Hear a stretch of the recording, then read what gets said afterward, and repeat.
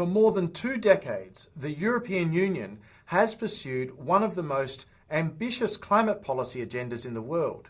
It tightened its emissions cap. It expanded its carbon market. It introduced a carbon border mechanism. It committed to deep emission reductions through 2040 and beyond. But there is a structural question becoming harder to ignore. Can a large economic bloc like the European Union decarbonise largely within its own regulatory perimeter without eventually being forced to reconnect with global carbon markets?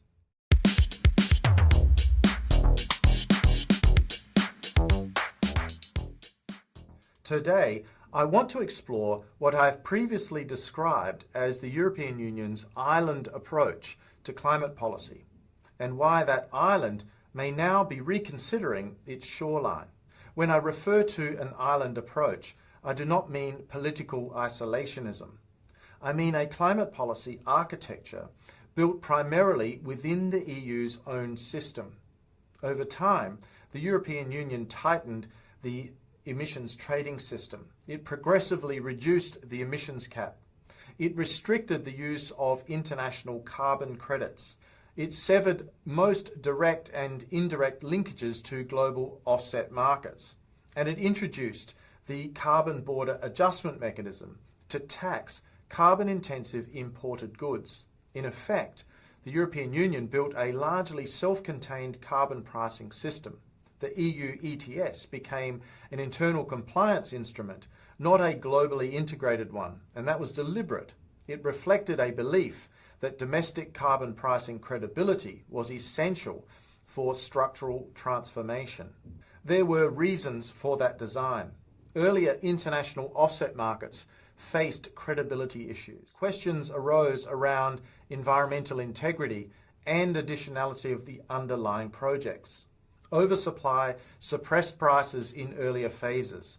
By tightening eligibility and insulating the system, the European Union aimed to preserve price strength, to maintain environmental integrity, and to drive internal decarbonisation investment.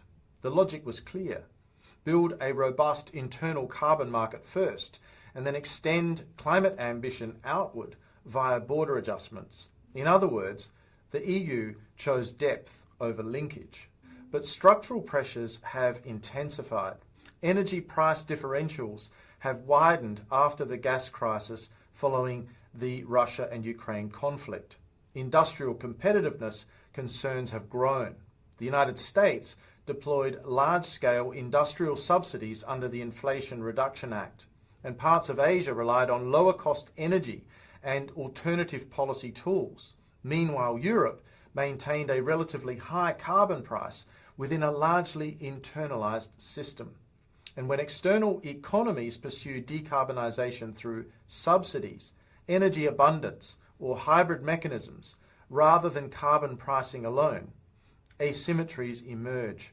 And that is where the island model begins to encounter friction. Now we are seeing discussion of allowing a limited reintroduction of international carbon credits, potentially around 5% of compliance obligations into the European Union.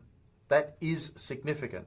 It does not dismantle the European emissions trading system, but it signals recognition that a completely insulated system may not be optimal indefinitely. A 5% quota would reintroduce controlled global linkage. It would provide cost containment flexibility. It would preserve environmental oversight, and it would reduce purely internal cost concentration.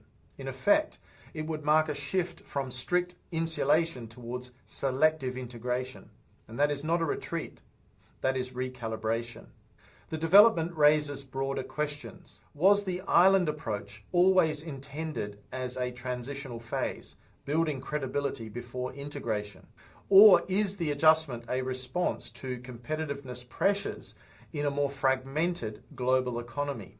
If other major economies decarbonise through things like industrial subsidies, energy abundance, sectoral agreements, or hybrid systems, then a purely internal carbon pricing model faces structural strain. The issue is not climate ambition. The issue is policy asymmetry. The strategic challenge for the European Union now is sequencing. How do you maintain carbon price credibility, preserve environmental integrity, protect industrial competitiveness, and reconnect selectively to global carbon markets? The move towards limited international quotas suggests recognition that climate policy cannot remain fully islanded in a multipolar economic environment. Integration may be gradual, but insulation appears less absolute than once before. The European Union's climate framework remains one of the most sophisticated in the world, but sophistication does not eliminate tradings off. An island strategy can build institutional credibility, yet long-term resilience may require calibrated integration. The question is not whether Europe should decarbonise, it is how its carbon market evolves within a global system that is neither uniform nor synchronised. The shoreline of the island may well be shifting. But what do you think about the European climate policy approach? Let me know what you think in the comments section below. If you've enjoyed this episode, please click like and subscribe. And I look forward to seeing you in the next instalment of Climate Mundial. Bye for now.